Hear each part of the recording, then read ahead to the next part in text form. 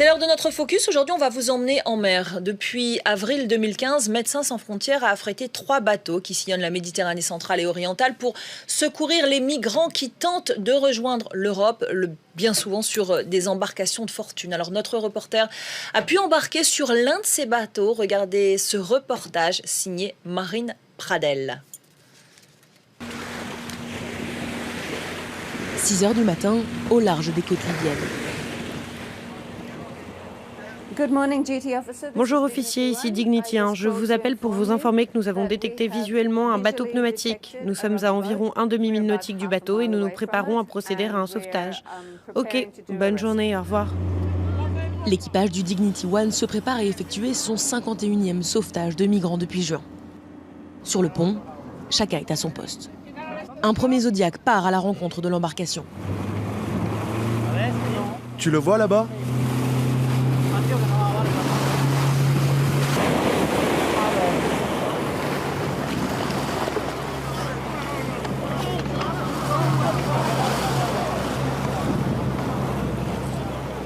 Premier impératif, rassurer les passagers, éviter un mouvement de panique qui pourrait faire sombrer le bateau sur lequel personne ou presque ne sait nager.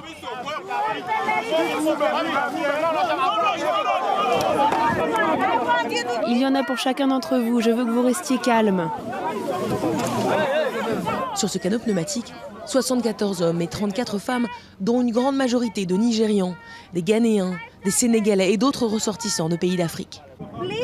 On commence par les femmes et ensuite on embarque tout le monde. On vous aime, mais vous ne dites pas où vous nous emmenez. Je vous ai dit qu'on vous emmenait en Europe. Les femmes sont transférées les premières, extraites du canot surchargé au prix d'un dernier effort.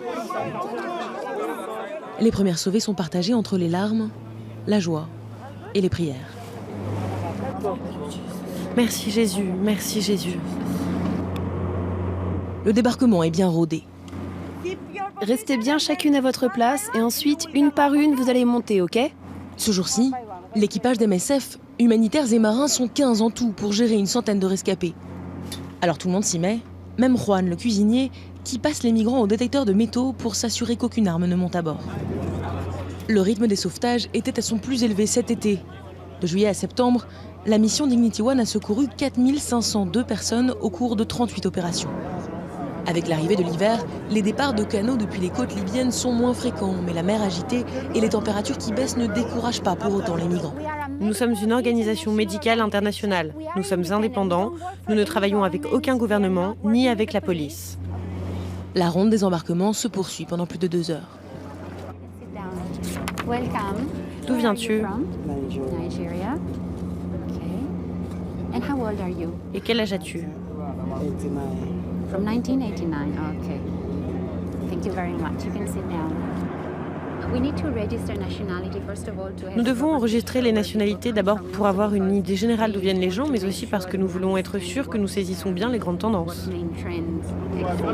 Et parmi ces tendances, une assez nette. Une grande partie d'entre eux dit fuir avant tout la violence et le chaos libyen. Mauvais traitements, esclavage, emprisonnement arbitraire, violences sexuelles généralisées les poussent toujours plus nombreux dans les bateaux. Parmi ces rescapés, Hadji Dari, étudiant à l'école des Beaux-Arts de Dakar. Il raconte être parti il y a 6 mois en Libye pour travailler et gagner de quoi financer le reste de ses études à Dakar. À notre arrivée à Libye, j'ai trouvé la situation autrement. L'insécurité, le banditisme sorti de la terre libyenne. Sans recevoir un coup de fusil ou un coup de poignard. Je remercie vraiment le Tout-Puissant. Pour retourner au Sénégal par le Sahara, c'est trop risqué. Finalement, je me suis dit, attends, je vais essayer de sortir ici, par la mer. Mais sur ce bateau, aujourd'hui, la grande majorité des rescapés sont nigérians. Clifford a 29 ans, elle a fui son pays il y a 2 mois, seule, via le Niger. Le bateau, c'est vraiment très effrayant. C'est une expérience affreuse. J'ai gardé ma tête baissée pour ne pas voir la peur sur le visage des autres personnes. Donc je me suis juste assise en fixant un point au sol et j'ai prié Dieu. Près d'un tiers des personnes secourues par la mission Dignity 1 sont originaires du Nigeria. Au Nigeria, diplômé ou pas diplômé, tu n'as pas de travail. C'est pour ça que les Nigérians fuient le pays. À bord, la tension du sauvetage redescend et beaucoup s'endorment. après plus de 8 heures d'angoisse en haute mer. Mais déjà, un autre bateau de migrants est repéré à proximité, signalé par le Centre de coordination des sauvetages maritimes. Basés à Rome, ce sont eux qui centralisent les appels au secours d'embarcations en détresse. Il est 10 heures et les Zodiacs d'MSF reprennent leur balai.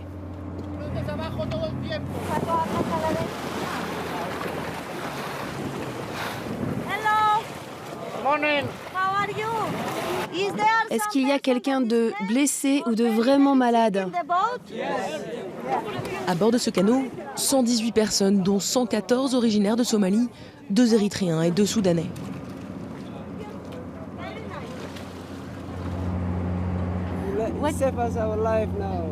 Les mineurs sont identifiés pour s'assurer qu'ils soient pris en charge comme tels à leur arrivée en Italie.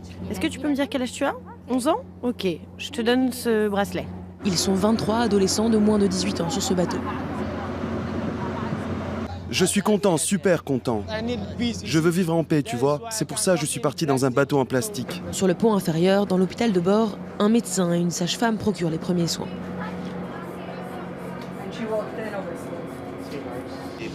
Dès qu'elle s'est sentie en sécurité, avec toutes les épreuves qu'elle a traversées pour arriver, le voyage en canot et tout ça, eh bien elle s'est évanouie sous le choc émotionnel. Et là, peu à peu, elle se réveille. D'autres cas, plus graves, arrivent. 2 rescapés sont atteints d'infections graves contractées au cours des mois de voyage entre la Somalie et la Libye. Mais parfois aussi, quelques bonnes nouvelles, comme il y a 2 semaines, et la naissance in extremis d'un bébé camerounais miraculé. 16 heures, 2 vedettes des gardes-côtes italiens à bord de le Dignity One.